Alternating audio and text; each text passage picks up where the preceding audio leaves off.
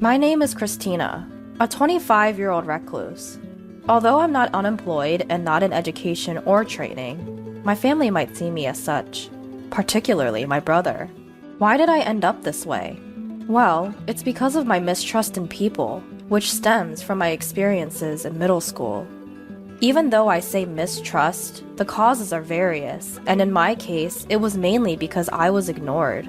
I'm not sure why, but it seems to be the result of people around me not finding me interesting because I was only interested in machines.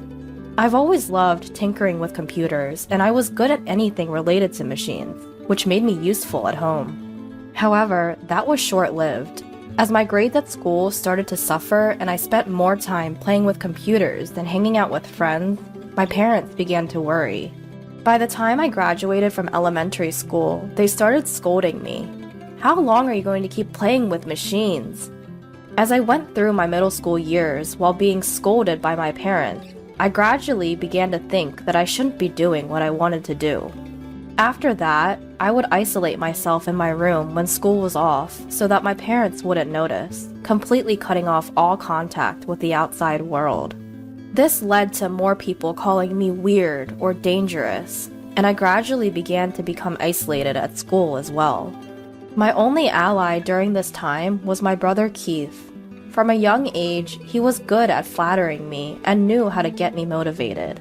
With Keith's support, I was able to graduate from compulsory education, but I didn't go on to high school and instead spent my time doing jobs that I could do on a computer at home. Right after graduating from middle school, around the age of 16, I was able to work part-time, so I used that money to buy old computers, disassemble them, and freely rebuild them from scratch. This hobby of mine paid off, and by the time I turned 20, I was able to build computers that could be sold.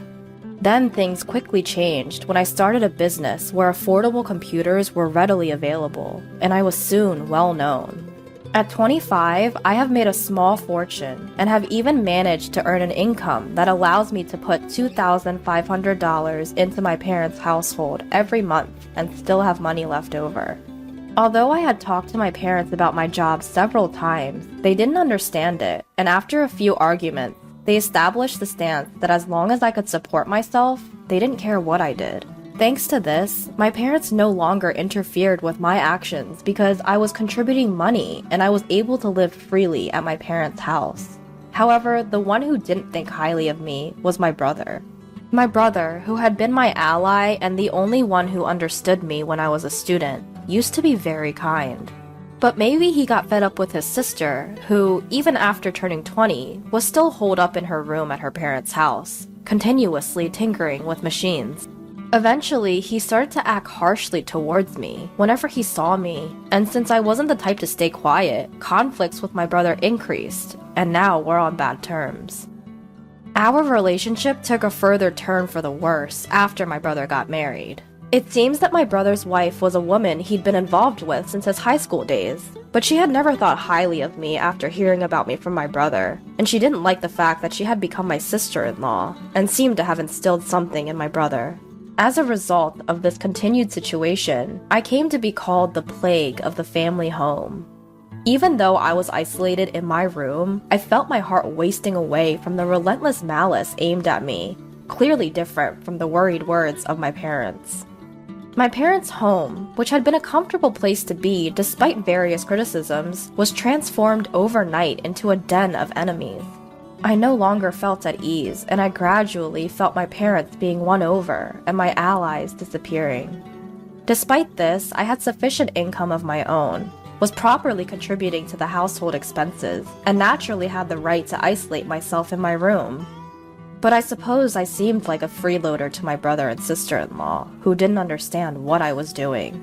They gradually started saying things like, "We're going to drive you out of the family home and live here with our parents." I was fully estranged from my brother and his plans to live in the family home by kicking me out, so I thought it wouldn't really matter if I left once I found a new place to live. After all, if I was being kicked out of the house, there would be no need to contribute to the household expenses like I had been doing, which meant I could save that money instead. It was something to be grateful for in a way. When I was considering leaving the family home, my brother suddenly started talking about inheritance. Apparently, my brother had misunderstood that the reason I could live comfortably, even though I was unemployed and holed up in my room, was because our parents had money. So when the subject of me leaving the house was brought up, I was told, "We'll take care of mom and dad, so we should inherit their assets. You should just renounce your claim to the inheritance." The reason our parents could live their lives doing what they liked at home every day without working was precisely because of the living expenses I was providing. I didn't think they could continue to live as they had without that money, but in my brother's eyes, I was just a burden holed up in my room.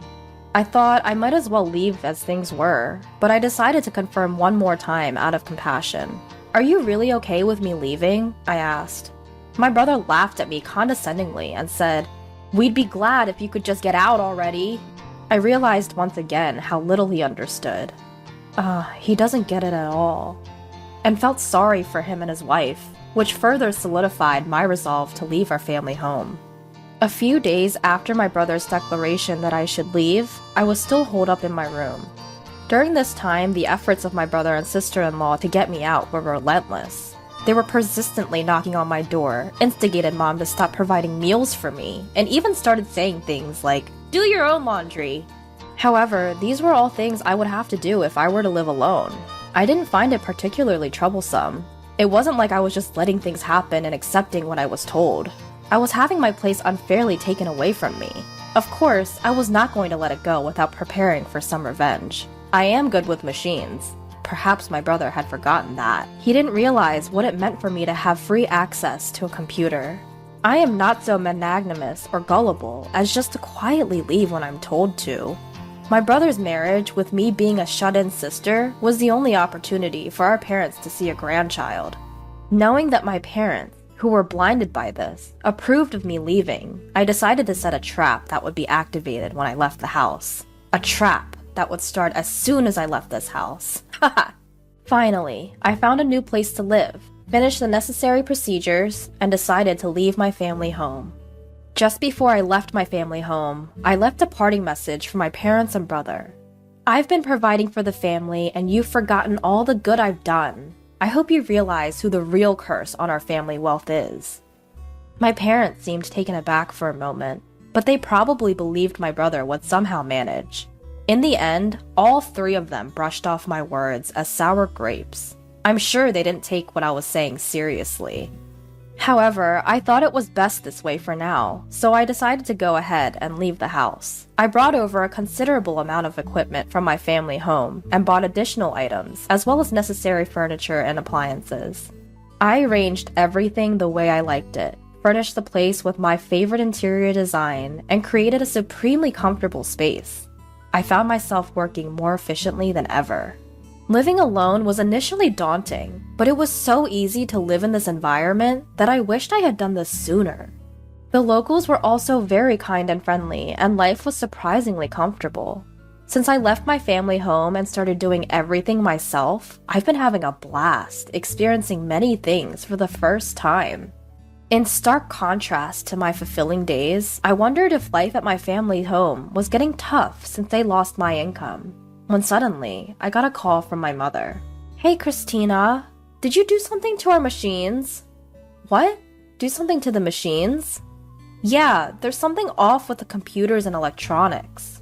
"I have no idea about that. I used to look after them for free because we were family, but since you treated me like a nuisance and kicked me out, even if you're my parents, you'll have to pay the regular price." "What? You're really greedy. We're your parents. At least give us a discount." "Well, in that case, I'd prefer to give my friends a discount. Unlike you, my friends don't treat me harshly." "Fine, you cheapskate." Inwardly, I thought, oh, it's that issue. And while relieved that another trap had not been sprung, I handled the situation. My mother, however, must not have liked my reaction. She hung up abruptly, like a petulant child, and even sent a spiteful email saying something along the lines of, "Mean kids lose their friends." It made me wonder who the real adult was. Honestly, it was self-centered, if not selfish. As for what I had done to the family computer, I had merely returned all the status adjustments I had been doing for free for my family back to their original state. I bet to a novice, it probably seems like the computer started malfunctioning on its own. When I told them to request the company to fix it as an individual, they threw a tantrum. But well, it's within my expectations, so I decided to let it be. 6 months after being kicked out of my home, and just as I was getting the hang of living alone, my father gave me a call. I hate to ask, but can you lend me some money? Excuse me? Lend you money? What do you mean? Well, it's just that your brother and his wife have been spending a bit recklessly. They seem to be under the impression that we're rolling in dough, and it's nothing but complaints from them. They're always saying things like, give us money to buy this, or give us money to go there. I have no idea about any of this. Why do you always come to me with everything? I mean, I've heard of daughters who live alone, sending money home, but parents asking their children for money? Isn't that something you're supposed to do out of generosity? That's easier said than done. Well, even $500 would help. I'm not giving you anything. I won't lend you money either. I have no intention of helping you out financially anymore. Of course, if you pay me for my services, I'll work on your machines. How? You've really become stingy. I guess what Mom said were true. During my unemployed years, he had the nerve to say things like, you used to do whatever you wanted at home, and he kept grumbling about other things, but I didn't care and just hung up. My father didn't send any emails, but he started calling more than twice a day, and I just thought, what troublesome parents I have. A few days after my father's constant contact, my brother, who seemed to be really in a bind, called me next. When I asked him why they were calling me in turn, he said, tell me why our family home was wealthy before. I suppose he must have had a hunch that their financial situation has obviously worsened since I moved out. But it's too late. My comfortable place is my current home. Both my work and life are entirely contained in this house, and there's no way I'm leaving it ever again. Is it maybe the reason our family was wealthy was because I was contributing $2,500 each month to the household? I didn't have to contribute that much, but I felt a sense of gratitude for being raised by my parents, so I gave more. So now, why would I continue to financially support a home that I was kicked out of? There's no way I would, right? I see. So that's why Mom and Dad's financial situation suddenly worsened. I'm sorry, but even if you asked me to come back, I have no intentions of doing so. I understand. Looking back now, what we did was terrible. I'm sorry. It's too late for apologies. Anyway, I have no plans to be involved with any of you in the future. Don't call me anymore. Hey, wait! Ignoring my brother's protests, I hung up the phone. When I left home, I made up my mind never to get involved with them again. It's inconceivable to forgive them that easily. I decided to cancel my cell phone contract. I couldn't bear the situation of receiving calls on various matters anymore. 5 years have passed since I canceled my mobile contract and started living alone, and I got married. My partner works in the same field as me, and he understands my lifestyle. He's a man who helps with the housework in my stead. I thought about contacting my parents since they're technically my family, but it's too late. I haven't reported anything.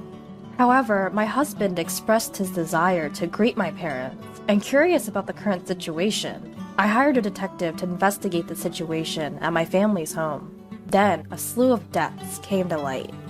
After I cut off contact, my parents were desperate to maintain their lifestyle and keep my brother and his wife tied to the family home, borrowing money from various lenders.